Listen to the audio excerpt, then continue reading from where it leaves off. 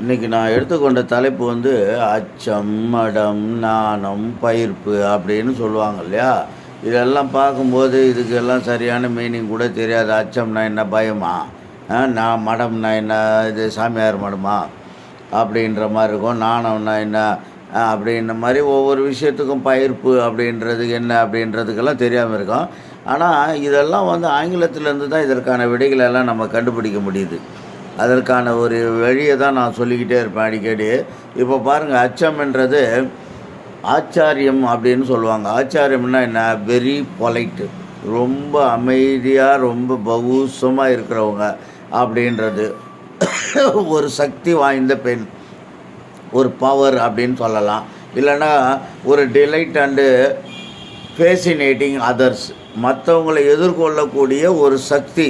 இப்போ இந்த ஆச்சாரியமான குடும்பம் அப்படின்றவங்க வந்து ரொம்ப ஒரு சக்தி வாய்ந்தவங்களாக இருப்பாங்க. அவங்க மற்றவங்களை எதிர்கொள்ளக்கூடிய ஒரு ஃபேசினேட்டிங் அதர்ஸ் அப்படின்றது ஒரு பவர் இருக்கும்.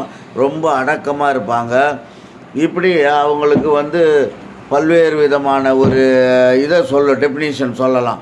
ஆச்சாரியம்ன்றது அதாவது அடக்கம், சக்தி, பவர், குவாலிட்டி ஆஃப் டிலைட், மகிழ்ச்சி, ஒரு எதிர்கொள்ளக்கூடிய ஃபேசினேட்டு, ஒரு அதாவது அடுத்தவங்களை எதிர்கொள்ளக்கூடிய ஒரு இதெல்லாம் வந்து ஆச்சாரியத்தில் வருது அப்படின்றது தான் இது. உண்மையிலே இது எங்கேந்திர வருதுன்னா, ஆச்சாரியம் அப்படின்றது சார்ம் அப்படின்வாங்க இல்லையா? ஒரு பெண் வசீகரமாக இருக்கா அப்படின்ற மாதிரி சார்ம்ன்றது, அப்சல்யூட்லி சார்மு ஆச்சாரியம் அப்படின்றது தான் இதனுடைய உண்மையான அர்த்தம். நல்லா கேட்டுக்கணும். ஆச்சாரியன்றது இப்போ சொல்லுவாங்க, அவன் வந்து வெள்ளிக்கிழமையான கோயிலுக்கு போவான், ஆச்சாரியமான குடும்பம் அப்படின்வான். அப்படியாப்பட்டவங்கெல்லாம் வந்து மகிழ்ச்சியாக இருக்கக்கூடியது ஆச்சாரியம். வெரி பொலைட்டு, அடக்கமாக இருக்கக்கூடியது ஆச்சாரியம். ஒரு மற்றவங்களை ஏதாவது ஒரு பிரச்சனையில் எதிர்கொள்ளக்கூடிய சக்தி இருக்கிறது ஆச்சாரியம். இப்படி இதுதான் ஆச்சாரியம். இது வந்து அப்சல்யூட்லி சார்ம் அப்படின்றதுனுடைய ஷார்ட்டு தான் ஆச்சாரியம்ன்றது. அதனால் இதை வந்து நம்ம வேறு மாதிரி அச்சம் அப்படின்னு படிக்கிறது வந்து, அச்சம்னா பயம், ஃபியர், த்ரெட்டு அப்படின்றதே கிடையாது. ஆச்சாரியம்ன்றது நல்ல ஒரு குவாலிட்டி ஆஃப் டிலைட், மகிழ்ச்சி அப்படின்னு சொல்கிறது, ஒரு பவர்ன்னு சொல்கிறது, ஒரு ஃபேசினேட்டிங் அதர், மற்றவங்களை எதிர்கொள்ளக்கூடிய ஒரு டேலண்ட்டுன்னு சொல்லக்கூடியது, வெரி பொலைட்டுன்னு சொல்லக்கூடியது. ரைட்டு, ஆச்சாரியம் ரைட்டு. இப்போ மடம் அப்படின்னு சொன்னால் என்ன? என்னத்தையோ 4 தூணை போட்டு கட்டி விட்டுட்டு அங்கே ஒரு மடம் இருக்குது பாருங்கள், அந்த மடம் இந்த மடம்னு சொல்லி ஏதோ பாட்டில் கூட சொல்லுவாங்க அப்படின்னு. அந்த மாதிரிலாம் இல்லை. மடம்ன்றது மியூட்டு, MUTE, அந்த ஈயை எடுத்துகிட்டு ஏ போட்டிங்கன்னா மடன்றது அமைதி. மடம் அதை வந்து தமிழில் வந்து சொல்லும்போது மடம் அப்படின்னு சொல்கிறாங்க. அது சமஸ்கிருதத்தில் மடன்ற வார்த்தையோடு நிறுத்திடுவாங்க. மடம் அப்படின்றது அமைதியை குறிக்குது. அதாவது சைலண்ட்டு, காமு, பீஸு, குவைட்டு அப்படின்றதெல்லாம் வச்சுக்கலாம். நீங்கள் வேணால் பாருங்கள், ஆச்சாரி மடத்துங்களுக்கு போங்க, ரொம்ப அமைதியாக இருக்கும். ஏகாந்தம்னு சொல்லுவாங்க. அதை ஏகாந்தம், இனிது ஏகாந்தம் இனிதுன்னு. அங்கே போனீங்கன்னா இப்போ பெரியவர், நம்ம காஞ்சி பெரியவரெல்லாம் பேசவே மாட்டார். அவருக்கு 2 இட்லி வேணும்னா கூட எழுதி ஒரு பேப்பரில் கொடுப்பாருன்னு சொல்லுவாங்க. அமைதின்றது, இமயமலையில் போய் தவம் இருக்கிறாங்கன்னா அங்கே அமைதி தான், அமைதிக்காக தான் போகிறது. இந்த அமைதி சைலண்ட்ன்றது அதான் அதனுடைய அர்த்தம். அதுக்கு வந்து மியூட்டுன்னு தான் அர்த்தம். மியூட் அப்படின்றது தான் இந்த மடம் அப்படின்றது. அதனால் பெண்கள் வந்து ரொம்ப அமைதியாக இருக்கணும். அப்போ தான் அவங்கள பார்த்தா ஒரு பயம் இருக்கும் நம்மளுக்கு. அவங்க வந்து சும்மா வளன்னு இருந்தாங்கன்னா சீக்கிரம் விழுந்துருவாங்க அப்படின்ற மாதிரி, சிரிக்கக்கூடாதுன்னுவாங்க இல்லையா? அப்படின்றதெல்லாம் இருக்கும். அதனால் மடம்ன்றது அமைதியை குறிக்கும். மடம்ன்றது சைலண்ட்டு, காமு, பீஸு, குவைட்டு, பாஸ், அப்படியே சைலண்ட்டாக இருக்கிறது அப்படின்னு வச்சுக்கலாம். இப்போ நாணம் அப்படின்றது பெண்களுக்கு வந்து, ஞானம் அப்படின்றது என்னடான்னா ஏதோ வெக்கம்ன்றது நினச்சிடாதீங்க. நாணம்ன்றது அறிவை குறிக்கிறது.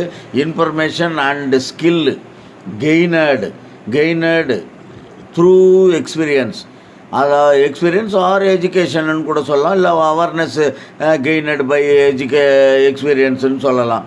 அதாவது நாணம்ன்றது அவங்களுக்கு ஒரு அறிவு, அதாவது அனுபவம், அப்படின்றது அது வந்து ஒரு அவேர்னஸ், ஒரு விழிப்புணர்வு. இதெல்லாம் ஞானம்ன்றது அறிவை குறிக்கிறதுனால தான் அப்போ ஞானம் நாணம் அப்படின்னு கூட பாட்டு கூட படிப்பாங்க. ஞானம் என்பது அறிவை குறிக்கும், நாணம் என்பது அவங்களுக்கு வந்து ஒரு தெளிவு அப்படின்றது குறிக்கும். ஞானம் என்பது அறிவு, நாலேஜ்ன்றதுனுடைய சுருக்கம் தான் ஞானம் அப்படின்றது. அடுத்து பயிர்ப்பு. என்னடா பயிர்ப்பு, பயிர் விளைஞ்சி போச்சு அப்படின்னு சொல்லுவாங்கள்ல, பயிர் நெல் பயிர், அந்த பயிர்ப்பு அப்படின்றது என்ன அப்படின்னு பார்த்தா, ஒரு பெண் வந்து எப்படி இருக்கணும் அப்படின்றது தான் மேலே ஆச்சாரியன்னு சொல்லிட்டாங்க, அடுத்து மடம் என்றாங்க, அடுத்து ஞானம் சொன்னாங்க, மூன்றாவது வந்து பயிர்ப்பு அப்படின்றாங்க. இந்த பயிர்ப்பு அப்படின்றது ஒன்றும் இல்லை, strong violent when it destroyed attack அப்படின்னு சொல்கிறது. அதாவது ஒரு பெண் வந்து பயிர்ப்பு அப்படின்றது, இப்படியெல்லாம் குணமுள்ள ஒரு பெண் வந்து கடைசியில் அவளுக்கு ஒரு பிரச்சனை, அவளை ஒருத்தன் வந்து ஒரு ரேப் பண்ண வரான், ஒருத்தன் ஹராஸ்மெண்ட் பண்ணுறான் அப்படின்னா, அப்போ வந்து அவள் எப்படி இருக்கணும், ஃபயராக இருக்கணும், நெருப்பு மாதிரி. அதனால தான் நம்ம கூட அடிக்கடி சொல்லுவோம், நம்மளே அறியாமலே சொல்லுவோம், அவள் வந்து நெருப்பு மாதிரிடா, அவளை கிட்ட நெருங்க முடியாது அப்படின்னு. ஏன்னா நெருப்பு கிட்ட போனால் கூட வர்றவனெல்லாம் அழித்து தள்ளிடும். அந்த மாதிரி அந்த பெண்ணை வந்து நீ ஏதாவது தப்பு பண்ணணும்னு நினச்சா அது நீ அழிச்சிருவா அப்படின்றது தான் பயிர்ப்பு அப்படின்றது. அதனால் பயிர்ப்பு அப்படின்றது ஃபயர், அதுக்கு வந்து strong violent when it destroyed attack அப்படின்றது தான் அதனுடைய மீனிங்கு. அதனால் அச்சம் மடம் ஞானம் பயிர்ப்பு அப்படின்றது மேலே சொன்ன மூணுங்களும் பெண்களுக்குரிய குணங்களை பற்றி சொன்னிச்சு.